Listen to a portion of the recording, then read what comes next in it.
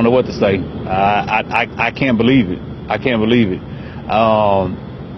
The crazy thing about it is that I was down here. I couldn't get to my vehicle because of the roadblock.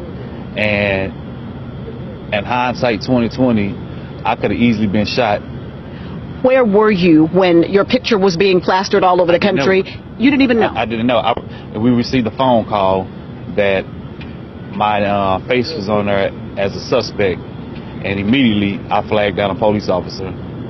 So while the country was looking for you, you were talking to police? I was talking to police, laughing and joking with police officers. And not only that, we were assisting the police. You know, we were part of the organization that put on this peaceful protest. And so when they started shooting, we went to the cops and asked, what could we do? How could we help them? And so the whole time we were helping cops. You know, and I understood, you know, just recently, less than 48 hours ago, a young man that had a permit to carry a gun was killed by a cop. And so when they started firing, when shots started firing, I went to the cop. I approached them and I told my brother, I said, give your gun to this cop because we don't want an accident. We don't want them to come around the corner and see you with a gun and start shooting at you. And so when the first shots went off, we turned over our gun and let them have it, and then help direct traffic. We helped people get behind buildings. We were assisting. At the end of the day, we came for a peaceful protest. We didn't want anybody to be hurt.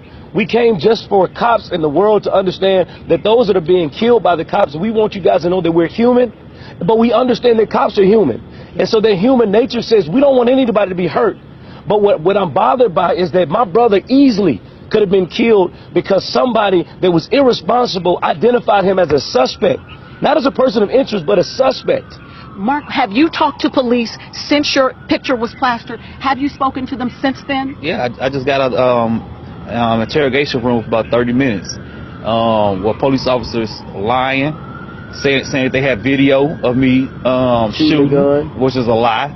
Saying that they have witnesses saying that I shot a gun, which is a lie. So, I mean, at the end of the day, it's the system. The system was trying to get me. The system was trying to get me. Did you get an apology? No. That's something we did. No. We asked them, we said, you know what, now y'all have my face on national news. Are y'all going to come out and say that this young man had nothing to do with it? What's your concern now going forward? I mean, like my brother said, he's been getting death threats. I haven't even got on my social media. I don't know what's going on. All I know at the end of the day is that I was unjust. It was like unjust going on. It was persecution on me. Unrightly, and I feel that they need to do something about that. I'm not satisfied with an apology. Are you concerned about your safety? Absolutely. Right now? Absolutely. That's why I'm in this. You changed clothes. I didn't wear this out here tonight.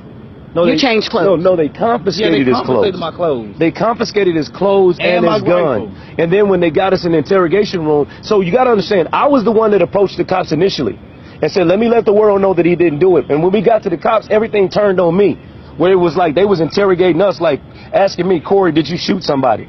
Do you ever want to shoot cops? And I'm like, whoa, where's this coming from? Why is it that, you know, and I know that the world is hurting right now because some cops was killed. But if I come to you and I'm trying to offer assistance, why is it all of a sudden you turn it on me?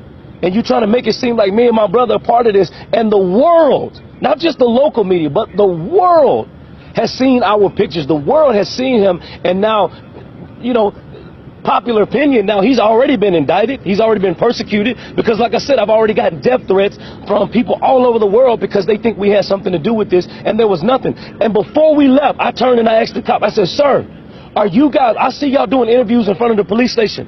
Are you willing to go in front and tell the world these two young black men had nothing to do with it? And he said no after the investigation. And I said, so you know, God forbid, but you got 4 dead cops out there, and you may have 2 dead civilians because people think we had something to do with it. And why are you guys not willing to protect us and clear our name?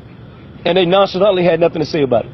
What will you all do now? Do you think you need to leave Dallas? Where can you go and be safe? And, you know, at the end of the day, I'm not leaving Dallas. Not gonna tuck my tail. I'm still gonna protest.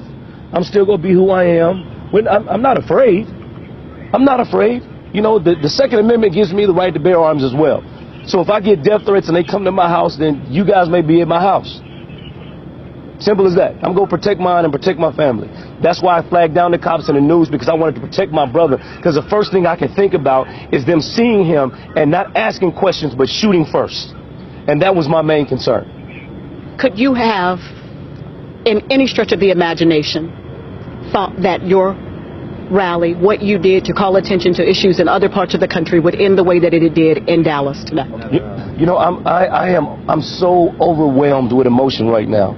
I'm trying to be strong right now for my family that I know that's watching, but I'm crying on the inside because we simply came to be a voice to those that don't have a voice, and we went from being a voice to being suspects and being villains.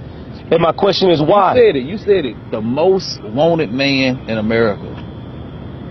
How do we go from protesting to being the most? That doesn't make sense to me. But do you think I overstated it, or do you think that's the situation? I haven't been on social media yet. I just left the police station, so I don't know what's really out there. But for you to say that my brother said that I'm all over the news and social media, when you say it like that, it's like, wow, that's crazy. So what did police say when they released you? Thank you for coming in. We'll talk to you later. What? No. When they released me, they handcuffed me again. For what? Because I asked them, I said, where's my shirt? Where's my keys? And where's my gun? And where's my gun? Why are you confiscating this? We've already cleared our name. You guys already did the test. You've already tested us to make sure that nothing... You've already tested us, and so... What's next? What's next? What's next? You've already said, you've already cleared our names within the department, but are you going to clear our names out here in this world? Because we got to go out here. We got to go homes. We got to get in our cars and go homes. And there are people, just like the idiots that decided to stand on top of a building and shoot cops, there are extremists out there like that. And we don't know what's going to happen to us. All right, Corey and Marcuse, thank you so much for talking to us this morning and for allowing us to do what we can to share your side of this story. We wish you both well. Thank you so very much. Reporting live in downtown Dallas during the midst of what is an unprecedented situation in this city right now. Reporting live, Robbie Owens. Back to you, Doug. Robbie.